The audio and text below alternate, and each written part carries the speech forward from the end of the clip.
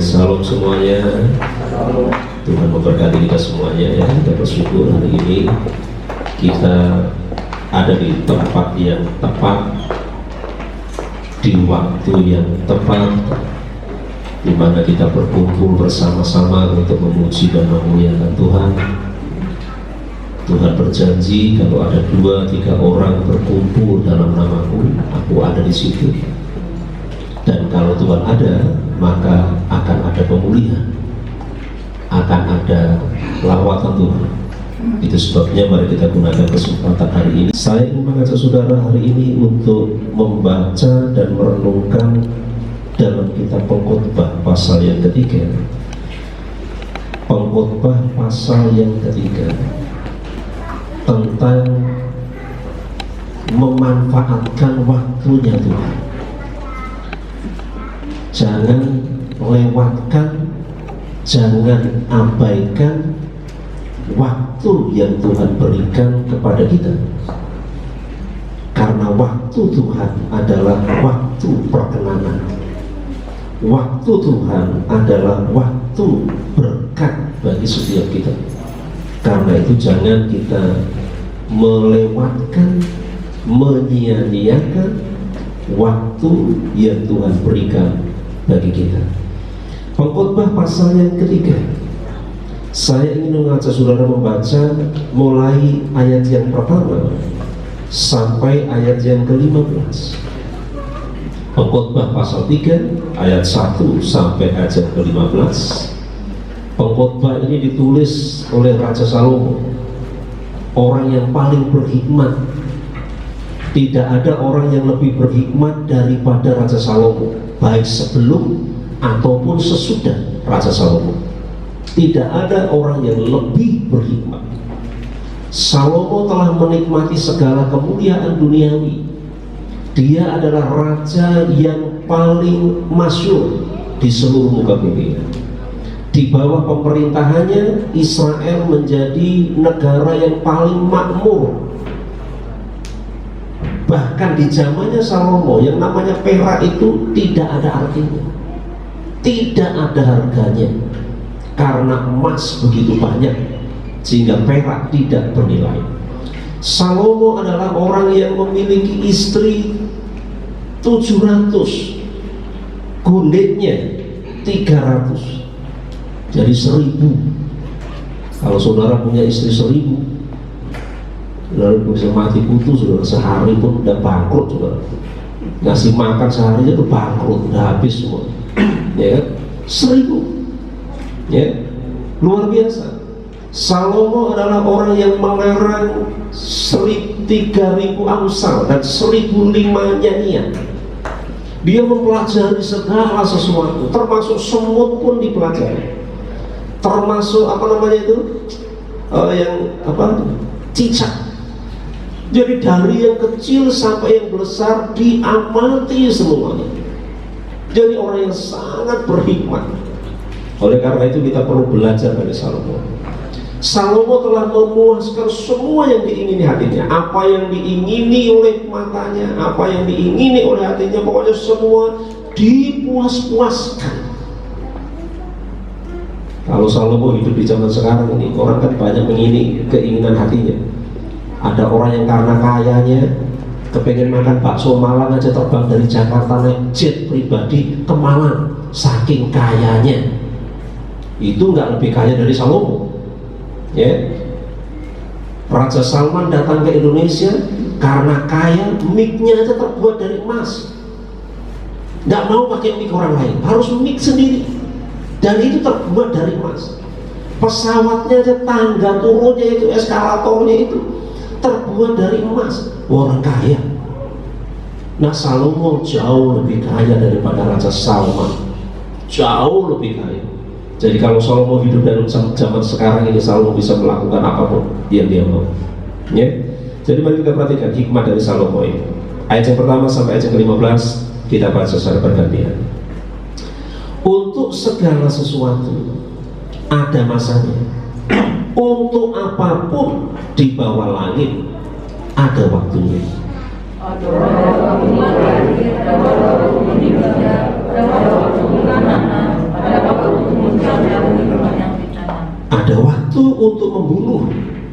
ada waktu untuk menyembuhkan. Nah, kalau perang itu membunuh, waktu membunuh, menyembuhkan di rumah sakit.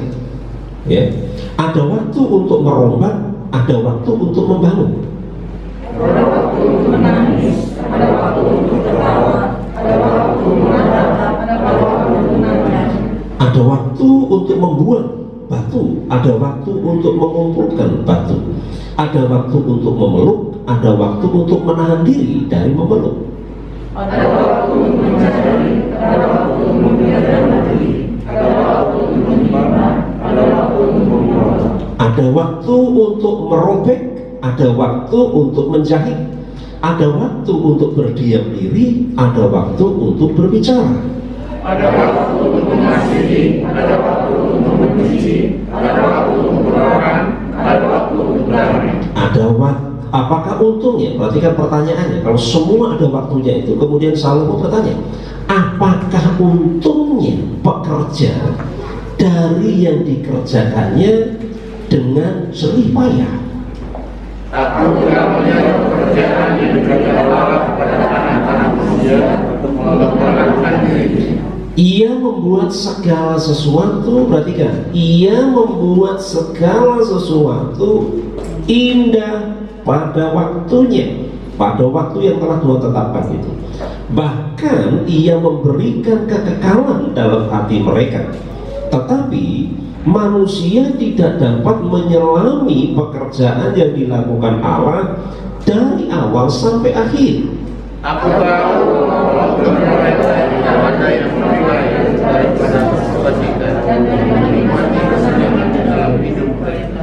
Dan bahwa setiap orang dapat makan, minum, dan menikmati kesenangan dalam segala jerih payahnya. Perhatikan kata jerih payahnya di situ. Ya, kalau nggak berjerih payah ya jangan makan, jangan minum. Itu juga adalah pemberian Allah. Aku tahu bahwa segala sesuatu yang dilakukan Allah akan tetap ada bersama. Itu juga dapat bertambah dan tidak dapat dikurangi. Allah membuat demikian sesuai biasa katanya. Iya, tanah itu dikerjakan oleh orang dari generasi ke generasi. Ya, ditanami singkong, ditanami padi, ditanami macam-macam. Ada yang menggunakannya untuk membangun apartemen, membangun hotel dan sebagainya, macam-macam di tanah yang sama. Ya, tanah ini beberapa tahun yang lalu barangkali sawah, tapi sekarang adalah gedung gereja. Kita nggak tahu 20 tahun ke depan ini jadi apa, bisa jadi apartemen barangkali, atau bisa jadi sawah kembali, kita tidak tahu. Ya, tapi tanah ini tidak pernah bertambah, dikerjakan terus tapi tidak pernah berkurang, tidak juga pernah bertambah. Itu maksudnya ayat yang ke-14 ini. Ya, nggak pernah berkurang, tidak pernah bertambah. Tanah itu tetap ada. Yang sekarang ada, dulu sudah ada, dan yang akan ada, sudah lama ada. Dan Allah mencari yang sudah lalu. Jadi yang sekarang ada, dulu sudah ada. Ya, selalu ada. Nah, perhatikan baik-baik, ini tentang waktunya Tuhan, bahwa segala sesuatu ada waktunya. Dan ini yang menetapkan adalah Tuhan. Manusia tidak dapat menetapkan apapun. Manusia bisa mengusahakan. Adam dan Hawa diciptakan oleh Tuhan di Taman Eden, ditempatkan Tuhan. Taman Eden adalah tempat yang diciptakan oleh Tuhan.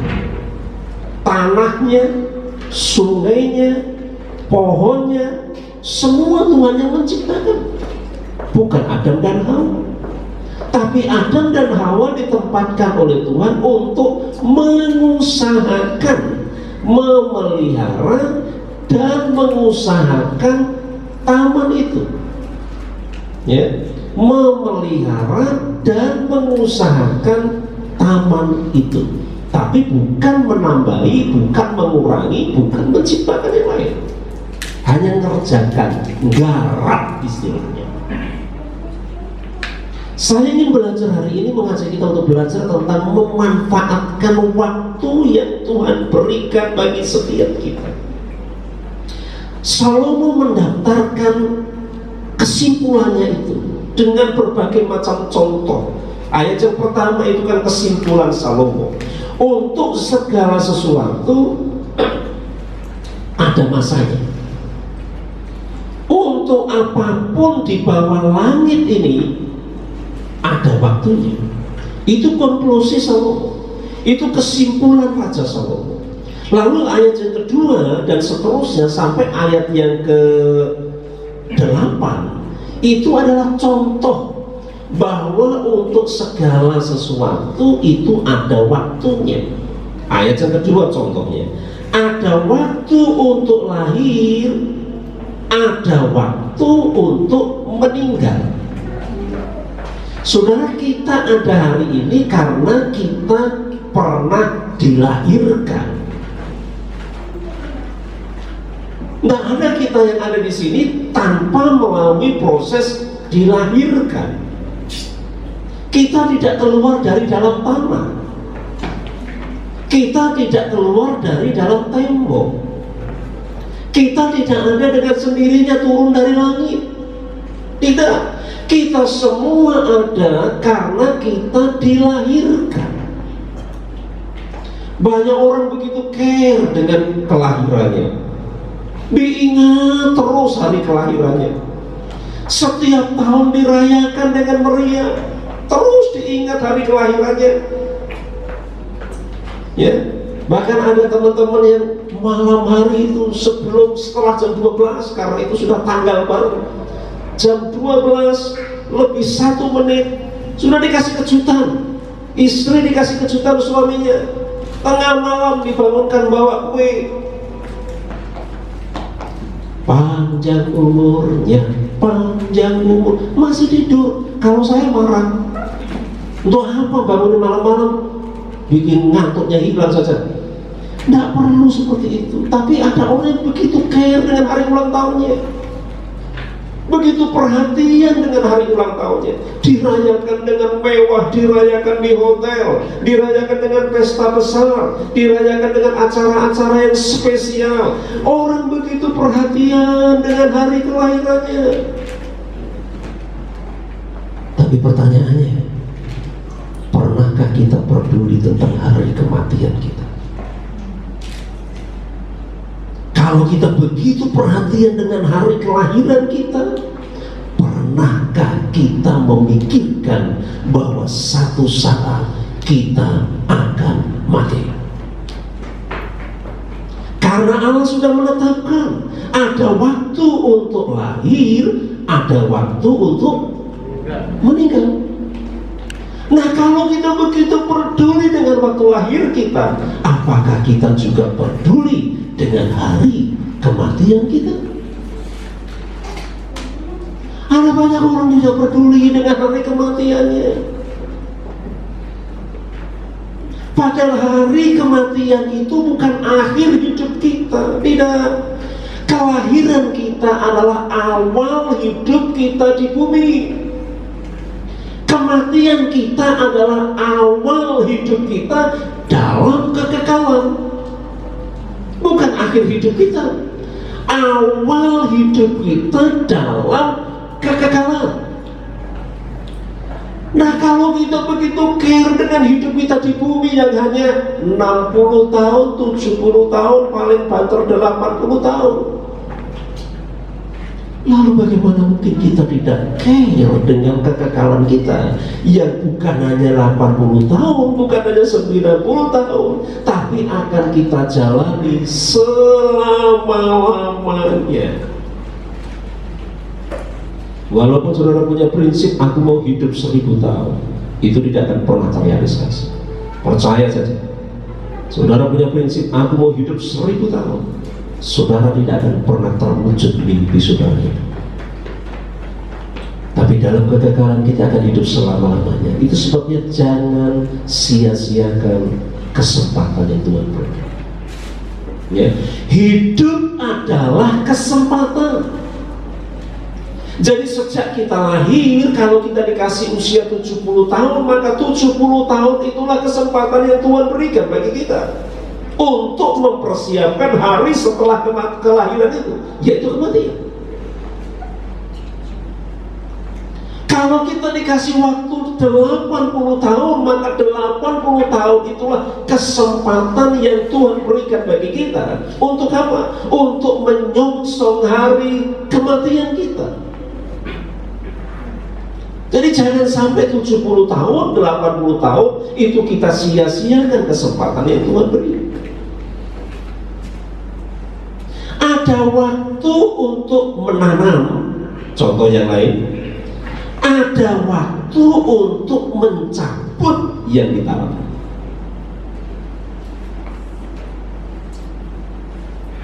Kalau kita di Indonesia ini, kita mengenal istilahnya musim hujan, musim kemarau. Ya, di Indonesia dua musim, musim hujan, musim kemarau. Musim hujan itu waktunya untuk menanam. Bukan petani yang menciptakan musim hujan. Tuhan yang menurunkan hujan itu Tuhan. Yang menetapkan waktu musim hujan.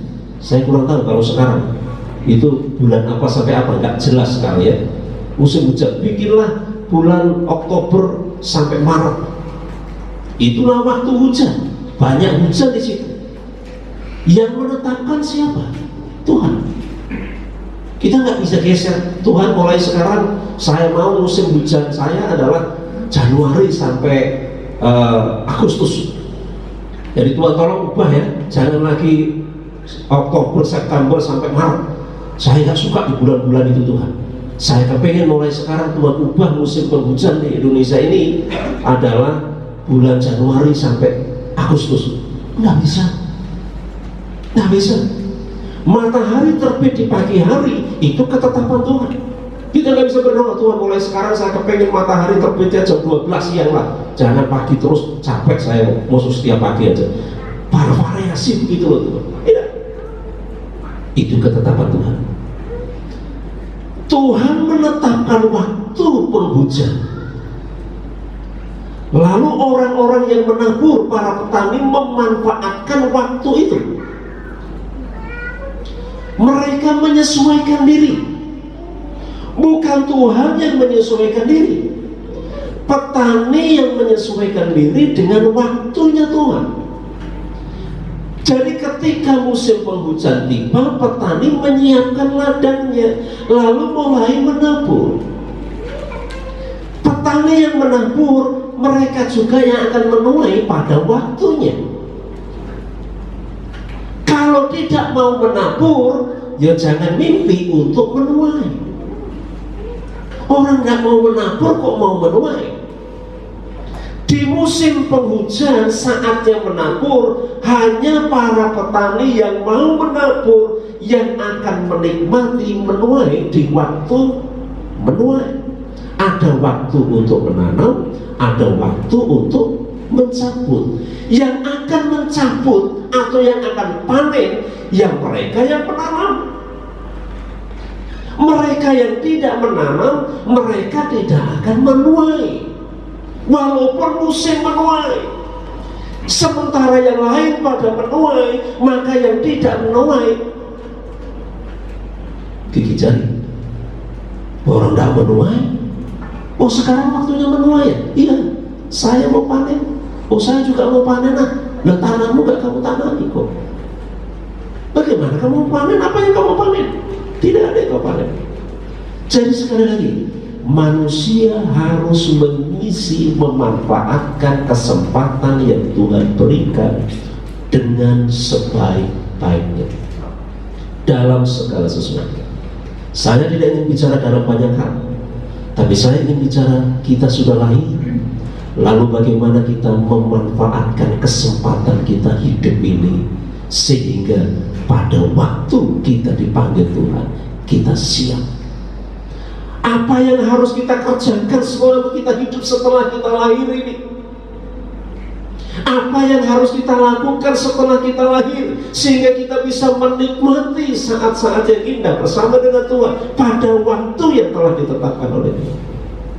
Dan saya memaknai ada hal yang harus kita siapkan dengan baik adalah pertama, gunakan kesempatan hidup ini untuk sungguh-sungguh bertobat. Saya ingin mengingatkan kita semua, gunakan kesempatan selama saudara hidup ini untuk sungguh-sungguh bertobat. Kenapa harus bertobat? Karena kalau kita tidak bertobat, maka ketika kita mati, kita tidak akan masuk dalam kekekalan bersama dengan Tuhan. Kalau di bumi ini selama kita hidup, kita menolak hidup bersama Tuhan, maka nanti ketika kita masuk dalam kekekalan, gantian Tuhan yang menolak kita. Sekarang kita menolak Tuhan, kita dikasih kebebasan. Sekarang kita boleh menolak Tuhan, silakan. Tapi jangan kita memilih ketika kita mati nanti hidup bersama dengan Tuhan. Yesus berkata, barang siapa malu mengakui aku di bumi ini, maka kelak aku juga malu mengakui dia di depan Bapa. Barang siapa menolak aku di bumi ini, maka nanti aku juga akan menolak dia di hadapan Bapa. Aku nggak kenal kamu. Aku nggak kenal.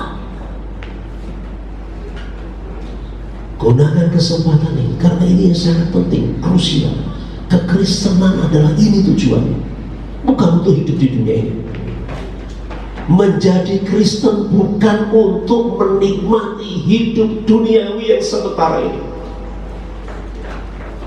Saya sering menegaskan dari mimbar Tuhan yang kudus ini, Pak, saya kepengen diberkati, Pak. Oh, oke. Pak, saya kepengen disembuhkan. Oke. Pak, saya di bumi ini kepengen semuanya berjalan dengan baik. Tuhan sertai, Tuhan tolong. Oke. Sah saja. Tapi saya katakan itu bukan tujuan akhir kekristenan kita. Itu bonus. Jadi kalau saudara mengiring Tuhan disembuhkan, itu bonus. Saudara mengiring Tuhan diberkati, itu bonus. Saya selalu menegaskan ayat ini ya dalam 1 Korintus pasal yang ke-15. 1 Korintus pasal yang ke-15. 1 Korintus pasal yang ke-15, ayatnya yang ke-19. 1 Korintus pasal yang ke-15 ayat 19. Jikalau kita hanya dalam hidup ini saja menaruh pengharapan pada Kristus, hanya dalam hidup ini saja, ya, maka kita adalah orang-orang yang paling malang. Kasihan. Saya kepengen diberkati, Pak. Kalau nggak diberkati, lalu nggak mau mengiring Tuhan. Nggak diberkati, percuma mengiring Tuhan. Nggak ada gunanya mengiring Tuhan. Nggak ada gunanya mencari Tuhan. Nggak diberkati kok. Hanya kepengen diberkati. Hanya kepengen sembuh. Saya mau sembuh. Sudah ada 10 pendeta mendoakan saya dan gak sembuh. Bahkan ada orang Kristen yang sampai mengejar Andi Simon dari luar kota, pergi jauh-jauh ke sana. Ya kalau disembuhkan puji Tuhan, kalau gak disembuhkan kecewa. Percuma mengiring Tuhan, kenapa gak disembuhkan juga? Usahaku begini-begini aja, gak ada gunanya. Hidupku begini-begini aja. Saya katakan, kalau kita hanya dalam hidup saja menaruh harapan pada Kristus, maka kita adalah orang yang paling malang. Tujuan kita mengiring Tuhan adalah supaya kita dibangkitkan kelak bersama-sama dengan Tuhan, supaya kelak kita hidup bersama-sama dengan Tuhan dalam kekekalan. Itu yang terutama, itu yang terpenting. Dan itu kita harus jalani ketika kita bertobat. Suatu saat Rasul Petrus berkhotbah di hadapan ribuan orang yang terlibat langsung dalam penyaliban Tuhan Yesus. orang-orang yang terprovokasi oleh provokator sehingga ikut-ikut berkata, salibkan dia, salibkan dia, salibkan dia.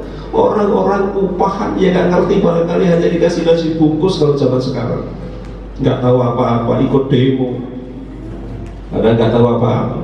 Suatu saat Petrus berkhotbah di hadapan mereka, itu dicatat dalam Kisah Para Rasul pasal yang kedua. Kisah Para Rasul pasal yang kedua. Kisah Para Rasul pasal yang kedua, ayat yang ke-37 dan 38. Ketika mereka mendengar hal itu, hati mereka sangat terharu mendengar khotbah Petrus, ya, sangat terharu. Lalu mereka bertanya kepada Petrus dan rasul-rasul yang lain, apakah yang harus kami perbuat, saudara-saudara?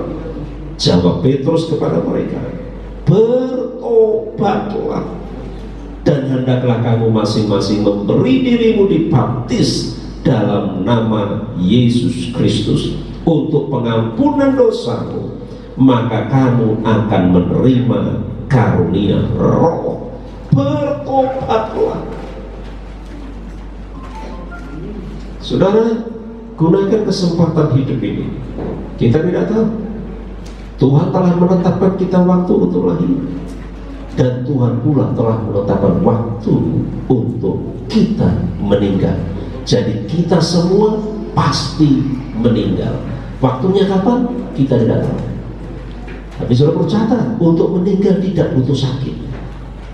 Banyak orang yang sedang makan, enak makannya, bagaimana rasanya? Enak, mati. Sedang makan ini, mati. Nggak sakit, mengejutkan.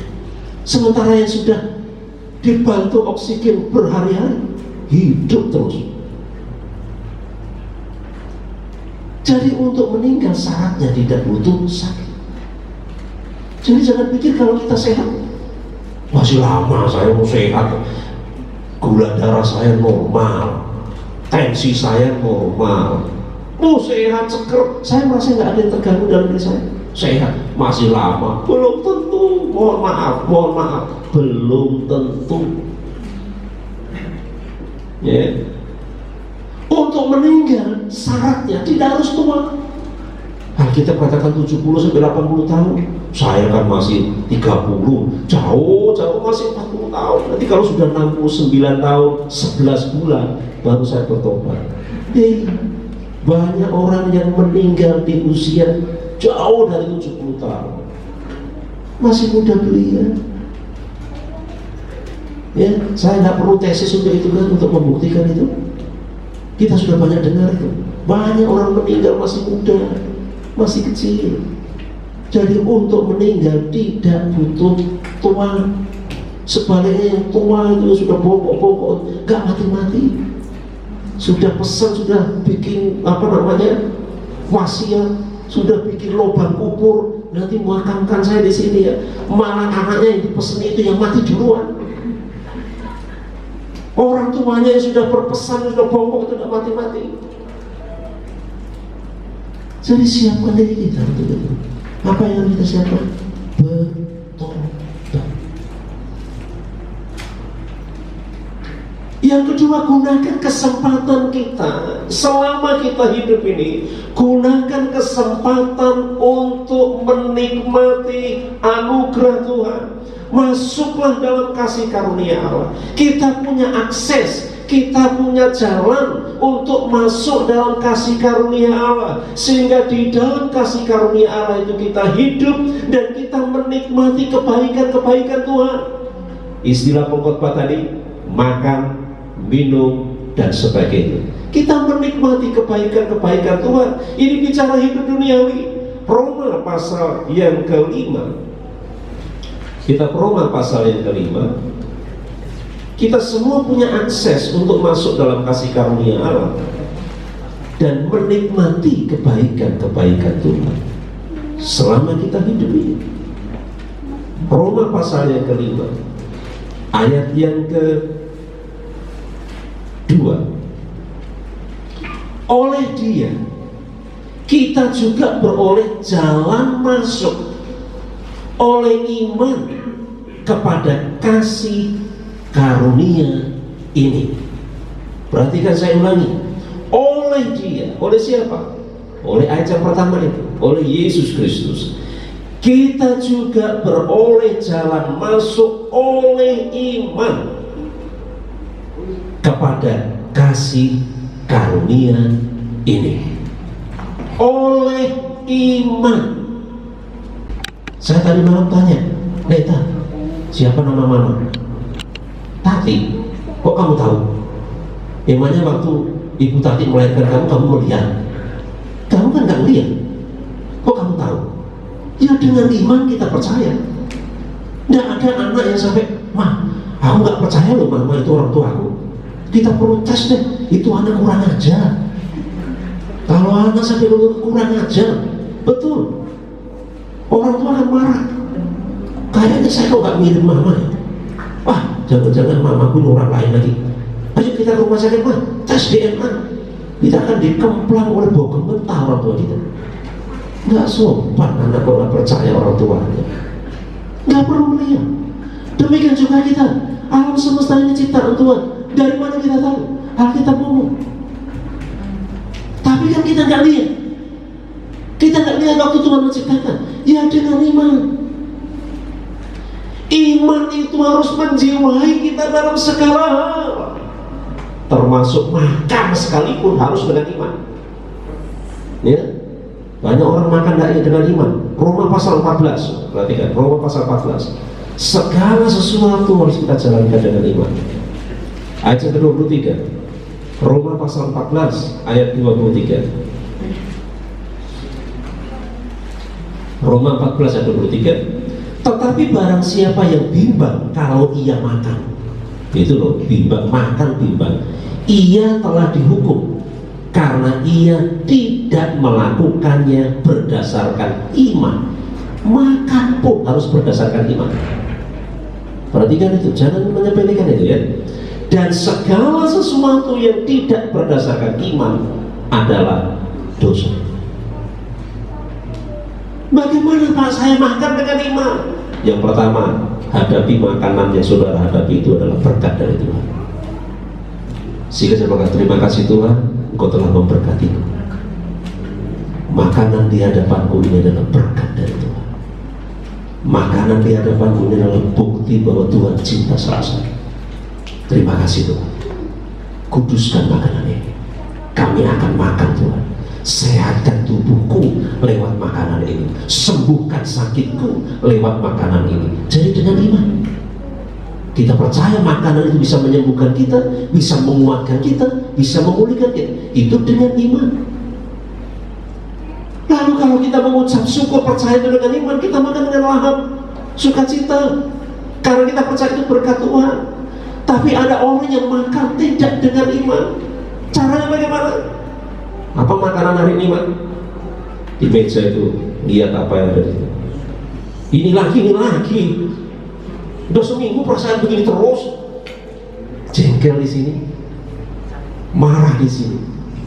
Mau makan, ini lagi. Sambil makan pun sudah gak sejahtera. Itu yang dia mesti dihukum. Hatinya gak damai, pikirannya gak tenang, gak happy. Yang makan ke dalam tubuh tidak nikmat rasanya dan tidak akan menyembuhkan kalau seperti itu. Makan pun harus dengan dihukum. Habel, karena dia beriman, dia mempersembahkan yang terbaik, termasuk saudara membawa persembahan kepada Tuhan, itu harus dengan iman. Saudara membawa persembahan bukan untuk menyumbang Tuhan. Tuhan tidak butuh sumbangan kita. Saya berkali-kali sampaikan dari mimbar, kalau saudara tidak dengan sungguh-sungguh berkorban, tidak usah datang ke gereja bawa persembahan, tidak usah, datang aja, sudah cukup lah, pulang tangan kosong, tidak apa-apa. Kalau nggak rela, karena kalau persembahan kita tidak dilakukan dengan iman, maka tidak akan diterima oleh Tuhan. Kain dan Habel, dua kakak beradik. Kain mempersembahkan tidak dengan iman, Habel kabeh dengan iman. Spiritnya adalah untuk menyenangkan hati Tuhan, untuk memuliakan nama Tuhan. Itu spirit orang beriman. Saya datang Tuhan, saya ingin menyenangkan Tuhan, saya ingin memuliakan Tuhan. Saya harap Tuhan, persembahanku yang kecil ini menjadi alat Tuhan untuk memperluas kerajaan. Itu dengan iman. Karena itu saya ingatkan pemuda remaja, anak-anak sekolah minggu apalagi, karena biasanya letak nakalnya di situ. Pengalaman pribadi waktu saya sekolah minggu juga pernah begitu ya. Dikasih uang 5.000, pakai jajan dulu 4.000, yang 1.000 baru dimasukkan ke kantong persembahan. Kalau dikasih 2.000 untuk jajan habis, masuk persembahan tangan kosong. Yang penting kelihatan atau nggak dilihat kan, agak ke dalam sedikit. Ada yang begitu. Di sini nggak ada. Kalau ada bertobat hari ini. Iya, saya berharap nggak ada ya. Tangan kosong pura-pura. Bahkan yang lebih nakal lagi, tangannya kosong ngambil. Masuk kosong, keluar penuh. Ada yang begitu di gereja yang sampai dimasukkan di YouTube itu, yang ditangkap, dilaporkan polisi dan ditangkap di gereja besar. Ya. Masuknya kosong, pulangnya penuh. Ada yang begitu. Ada yang masukkan kartu parkir. Ini kurang ajar sekali. Ya, di mana? Di gereja kita. Tapi dulu orangnya sekarang mungkin sudah pergi kemana nggak tahu. Nggak ada di sini. Saya harap ya, kalau yang pernah masukkan kartu parkir masih ada di sini, bertobat hari ini. Ya, kartu parkir dimasukkan, ini kan kurang ajar. Ini menghina Tuhan. Korban harus dengan iman. Orang benar hidup oleh iman. Nah saudara, kalau saudara menjalani segala sesuatu dengan iman, maka saudara akan mengalami mujizat Tuhan, akan mengalami kesembuhan, akan mengalami pemulihan, akan mengalami berkat. Di dalam Yesus ada kemenangan, di dalam Yesus ada berkat, di dalam Yesus ada mujizat. Itu semua kita lalui dengan iman. Oleh iman kita masuk dalam kasih karunia itu. Itu sebabnya itu yang perlu kita siapkan sekarang. Gunakan kesempatan yang Tuhan berikan hari ini. Ya, jangan tunda besok. Saya masih muda, sekarang kayaknya belum waktunya. Ayat terakhir saya mengajak saudara membuka dalam kitab Ibrani. Ibrani pasal yang ke-4 ya. Ibrani pasal yang ke-4. Tuhan mengingatkan kita. Ibrani pasal yang ke-4 ayat yang ke-6 dan ayat yang ke-7. Ibrani 4, 6 dan 7. Jadi sudah jelas bahwa ada sejumlah orang akan masuk ke tempat perhentian itu. Tempat perhentian bicara Kanaan. Kanaan bicara hidup yang diberkati, kasih karunia Allah tadi yang kita dapatkan dengan iman. Jadi ada orang-orang yang mengalami mujizat-mujizat Tuhan, hidup dalam kemenangan, hidup dalam berkat, hidup dalam kemuliaan di bumi ini karena beriman kepada Tuhan. Sedangkan mereka yang kepadanya lebih dahulu diberitakan kabar kesukaan itu tidak masuk karena ketidaktaatan mereka. Jadi kalau tidak dengan iman tapi tidak taat, apalagi tidak akan mengalami kebaikan-kebaikan Tuhan. Sebab itu Ia menetapkan pula suatu hari, yaitu hari ini, ketika Ia setelah sekian lama berfirman dengan perantaraan Daud seperti dikatakan di atas, pada hari ini jika kamu mendengar suaranya, janganlah keraskan hati. Saya ulangi, pada hari ini, bukan besok. Ingat, jangan tobat tunggu besok. Belum tentu besok itu menjadi hari kita. Besok Pak saya tobat Pak. Ada orang yang tobat kalau sudah terserang stroke, didoakan pendeta, udah usianya 69 tahun. Pak pendeta, kalau Tuhan sembuhkan saya berjanji tidak akan melayani Tuhan. Selama ini saya jauh dari Tuhan. Tapi setelah saya bertobat, mau bertobat saya, udah stroke baru janji mau melayani Tuhan. Mana mau melayani Tuhan, udah stroke. memimpin ujian itu mimpin ujian nggak bisa lagi.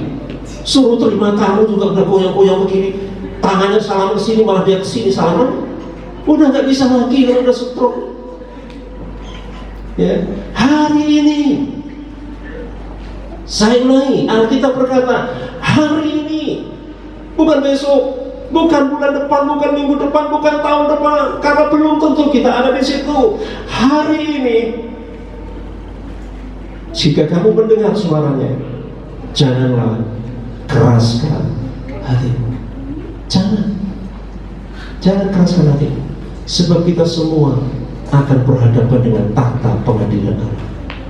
Kita semua di bumi ini, hidup kita diberkati atau tidak bergantung kepada iman kita kepada Tuhan. Penuh iman atau tidak, kita menjalani hari-hari kita dengan iman atau tidak, itu bergantung di situ. Kalau kita menjalani hari-hari kita dengan iman, kita akan menikmati kemenangan, berkat, mujizat dan sebagainya di hadapan Tuhan. Dan kalau kita bertobat, menggunakan kesempatan hidup ini untuk bertobat dan sungguh-sungguh bertobat, maka kelak kita menghadap pengadilan Tuhan, kita akan disambut Tuhan. Mari anakku, mari anakku, kemari. Aku sudah menunggu kamu. Sabaslah engkau hambaku yang setia. Engkau telah menyambut aku di bumi, maka sekarang mari masuk ke dalam kemuliaan bersamaku. Setiap kita akan berhadapan dengan tahta pengadilan Allah. Kapan itu? Saat kita mati. Kapan saya mati, Pak? Tuhan sudah menetapkan itu. Mau cepat atau mau lambat? Kalau mau cepat bisa usul sama Tuhan. Kapan Tuhan tetapkan saya mati? 20 tahun lagi, kelamaan. Saya minta besok Tuhan. Boleh usul sendiri sama Tuhan. Ya, Tuhan tetapkan itu. Ya, saya mohon maaf. Sekali lagi, ayat yang terakhir. Kalau tadi saya bilang ayat terakhir, saya mohon maaf. Ya, karena saya teringat untuk menyampaikan ayat ini. 2 Korintus pasal yang ke-5. 2 Korintus pasal yang ke-5. Ini betul-betul ayat yang terakhir ya. Ayat yang ke-10. 2 Korintus pasal yang ke-5 ayat yang ke-10. Sambil bagi berdiri kita akan baca ayat ini ya.